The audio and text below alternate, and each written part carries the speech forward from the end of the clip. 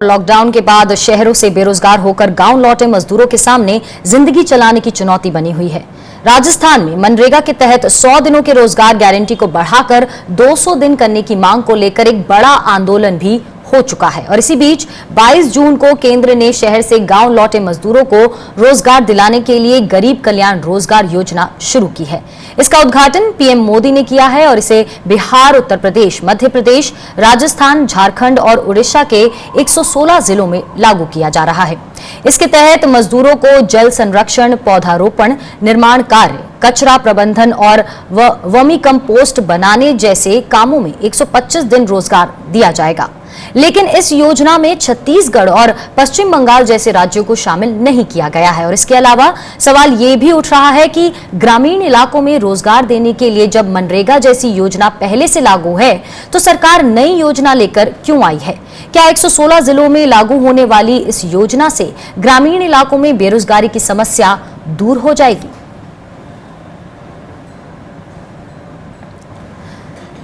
और इसी मसले पर बातचीत करने के लिए हमारे साथ मौजूद हैं किसान मजदूर शक्ति संगठन के संस्थापक सदस्य निखिल डेजी।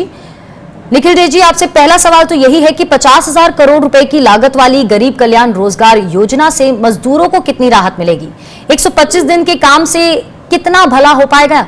और क्या मनरेगा में ही विस्तार किया जाता तो अच्छा था या फिर नई योजना लाना ज्यादा बेहतर है? ये हाल ही में प्रधानमंत्री द्वारा उद्घाटन किया हुआ गरीब कल्याण रोजगार योजना, उसमें लगभग सरकार कह रही है कि 50,000 करोड़ की लागत से ये नई योजना शुरू की गई है। सच पूछो तो ये नई योजना नहीं है, क्योंकि ना तो इसमें पैसे कुछ नए आए हैं, ना कुछ नई किस्म के काम आए हैं।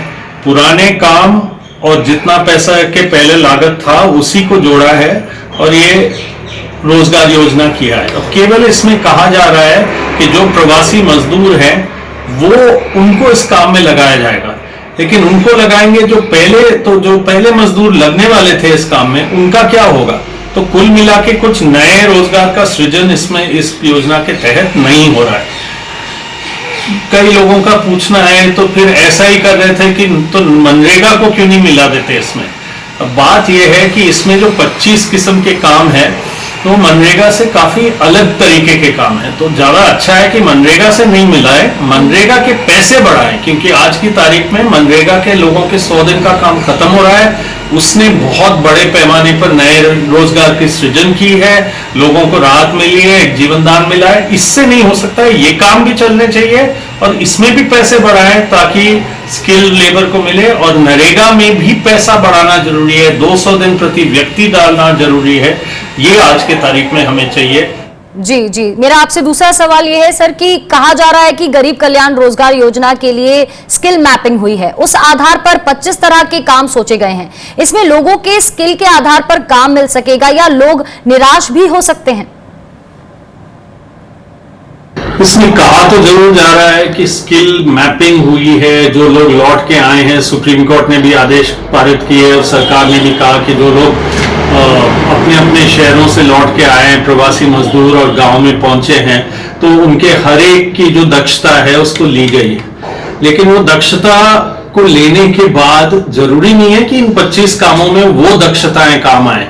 हम यदि उस दिन प्रधानमंत्री ने जिस दिन उद्घाटन किया तो एक व्यक्ति ने कहा कि मैं प्लेट फैक्ट्री में काम कर रहा था, प्लेटों के उनके पति काम कर रहे थे, तो वो कैसे जाएंगे इन 25 योजनाओं में जहां घर बन रहा है या स्वच्छ भारत का टॉयलेट बन रहा है या ऑप्टिकल फाइबर लाइन खुद रहा है, उसमें पहले से दक्षता वाली लेबर लगी हुई है। तो के घर में अपना घर बनाना, उसमें ये प्रवासी मजदूरों को लगाना आसान नहीं होने वाला है।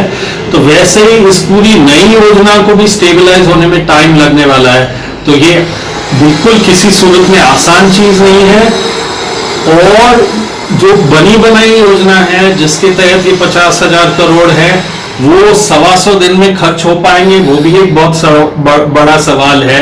और कितने 25,000 मजदूरों में से कितनों को मजदूरी मिल पाएगी ये आगे देखना पड़ेगा, और उनको मिलेगी तो जी निखिल जी, मेरा एक आखिरी सवाल आपसे ये है कि एक जिले में जहां 25,000 श्रमिक वापस आए हैं, वहां से शुरुआत हुई है, कहा जा रहा है कि बिहार के सबसे ज्यादा जिलों को शामिल किया गया है और इसमें कुछ राज्य भी छोड़ दिए गए हैं जैसे कि छत्तीसगढ़।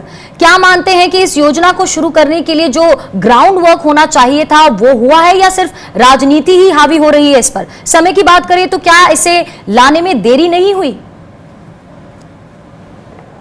इसमें दो राय नहीं है कि ये योजना तो अनाउंस हो गई, लेकिन इस योजना के जो सारे डिटेल हैं, इस योजना के जो कार्य निर्देशिका है, गाइडलाइंस है, वो आज तक सामने नहीं आए। जिस दिन प्रधानमंत्री जी ने इसका उद्घाटन किया उस दिन भी सामने नहीं आए। और जो पहले से बने हुए गाइडलाइन है जिसके तहत ये सारे काम हो रहे हैं इन जिलों में, ये अब नई गाइडलाइन में क्या होगा, इन सारी योजनाओं को एक योजना में कैसे लाएंगे, इसके तहत प्रवासियों को कैसे इसके अंदर लाएंगे, तो बिल्कुल इसकी तैयारी की तो बहुत, किसी भी नई योजना की तैयारी का समय लगता है। मनरेगा में बात ये थी कि एक बहुत 15 साल से चल रही थी योजना और वो डिमांड बेस्ड थी, तो इसलिए उसके अंदर वो क्षमता थी कि नए मजदूर आएंगे तो उनको झेला जाएगा, लिया जाएगा।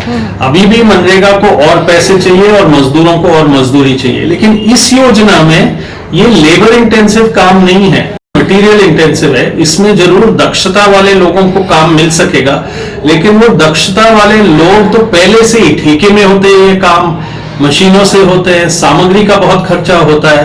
तो केवल मजदूर, इसको मजदूर कल्याण योजना का नाम दे रहे हैं और कह रहे हैं कि मजदूरी सृजित होगी। मजदूरी पहले से सृजित है, उसकी खपत पहले से हो रही है। वो ठेकेदार कैसे उन लोगों को निकाल के इन लोगों को डालेंगे, नई सृजन कैसे होगा, और ये लोग भी, इनको पर्याप्त रोजगार कहां से मिलेगा।